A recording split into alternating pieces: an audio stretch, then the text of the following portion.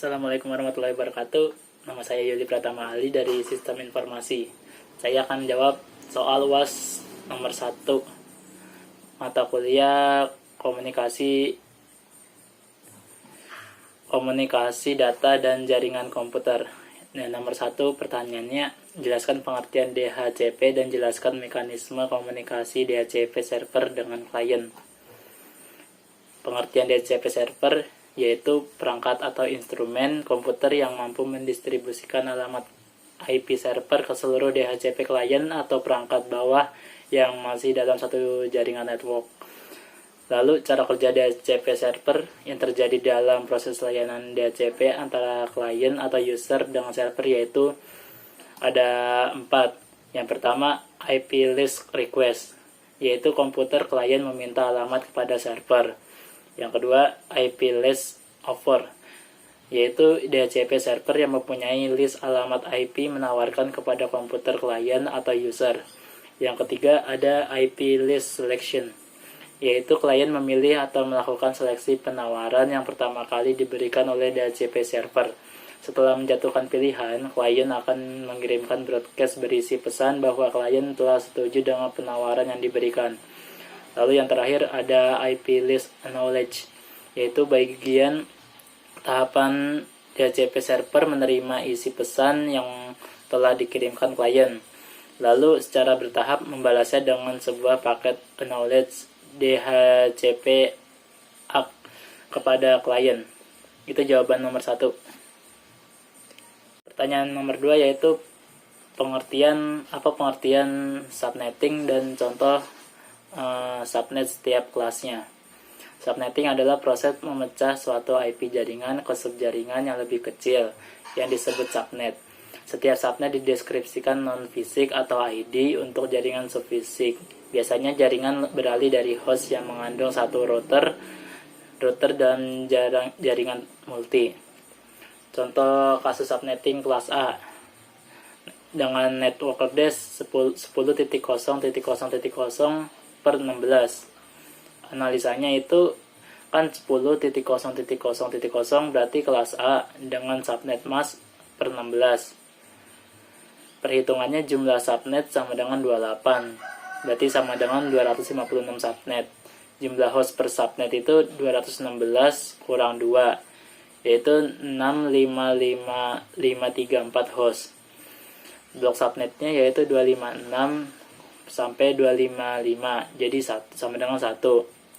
Jadi subnet lengkapnya adalah 0, 1, 2, 3, 4, etc. Terus yang kedua ada subnet yang terjadi dalam sebuah network address 172.116.0.0 per 25. Subnetting pada kelas B. Perhitungannya kan 172.16.0.0 berarti kelas B dengan subnet mask per 25. Berarti 255.255.255.128. Perhitungannya itu jumlah subnet sama dengan 29, berarti 512 subnet. Jumlah host per subnet 27 sampai 2, berarti 126 subhost. Blok subnetnya yaitu 256 sampai 128, jadi sama dengan 128. Jadi lengkapnya adalah 0,128. Lalu yang ketiga ada contoh kasus subnetting yang terjadi dengan sebuah network beradres 192.168.1.0 per 26. 192.168.1.0 ada berarti itu kelas C dengan subnet mask per 26, berarti 255.255.192. Perhitungannya jumlah subnet itu kan 2 kali, dimana X adalah banyaknya binar pada 1 oktet terakhir subnet max, 2 oktet terakhir untuk kelas B dan 3 oktet terakhir untuk kelas A. Jadi jumlah subnet adalah 22 sama dengan 4 subnet. Jumlah host per subnet sama dengan 2Y min 2, di mana Y adalah kebalikan dari X, yaitu banyaknya binar pada oktet terakhir subnet. Jadi jumlah host per subnet adalah 26 sampai 2 sampai dengan 62 host. Blok subnet 256 sampai 192. Nilai oktet terakhir subnet mask sama dengan 64 subnet. Berikutnya adalah 64 tambah 64 sama dengan 128. Dan 128 tambah 64 sama dengan 192. Jadi subnet selengkapnya adalah 064, 128, dan 192. Itu jawaban nomor 2. Pertanyaan yang ketiga adalah pengertian cloud computing dan karakteristik cloud computing. Cloud computing adalah evolusi selanjutnya dari internet. Cloud computing merupakan penyedia atau hal-hal yang berkaitan dengan tenaga komputasi hingga infrastruktur komputasi, aplikasi, proses bisnis, hingga kolaborasi yang muncul sebagai layanan yang dapat diakses pada saat dibutuhkan kapanpun dan dimanapun. Jadi cloud computing ini tidak menggunakan kayak misalkan kita mau menyimpan data cukup di Google Drive, tidak perlu menggunakan flash disk, jadi menggunakan internet saja. Selanjutnya karakteristik cloud computing, yaitu pertama broad network access, yaitu akses jaringan yang luas dan bisa diakses oleh berbagai jenis perangkat seperti smartphone, tablet, dan sebagainya. Yang kedua, resource pooling.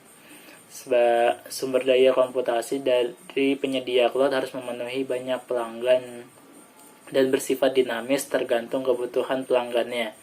Yang ketiga ada on-demand service, yaitu pengguna cloud dapat mengatur sendiri layanan yang dipakai sesuai dengan kebutuhannya tanpa interaksi dari pihak penyedia layanan. Yang keempat ada mirror service, yaitu sistem cloud menyediakan layanan yang dapat memonitor dan mengoptimalkan pengguna sumber daya terhadap layanan yang dipakai. Yang terakhir ada rapid elasticity, yaitu kapasitas layanan bersifat fleksibel tergantung kebutuhan pengguna. Itu jawaban dari nomor 3. Selanjutnya pertanyaan terakhir nomor 4, yaitu langkah-langkah membangun firewall. Yang pertama ada mengidentifikasi bentuk jaringan yang dimiliki. Maksudnya itu kita mengetahui bentuk jaringan yang dimiliki, khususnya topologi yang digunakan serta protokol jaringan. Akan memudahkan dalam mendesain sebuah firewall.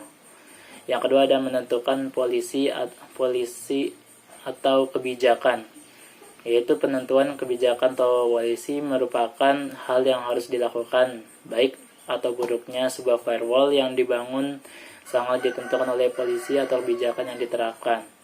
Lalu yang ketiga ada menyiapkan software dan hardware yang akan digunakan. Baik itu operasi sistem yang mendukung atau software khusus pendukung firewall seperti ipkins, iptables pada Linux, dan sebagainya. Serta konfigurasi hardware yang akan mendukung firewall tersebut. Yang keempat, melakukan tes konfigurasi. Pengujian terhadap firewall yang telah selesai dibangun haruslah dilakukan, terutama bentuk mengetahui hasil yang akan kita dapatkan. Caranya dapat menggunakan tools yang biasa dilakukan untuk mengaudit seperti Nmap. Sekian penjelasan jawaban dari ujian akhir semester pelajaran komunikasi data dan jaringan komputer. Mohon maaf bila ada kesalahan. Wassalamualaikum warahmatullahi wabarakatuh.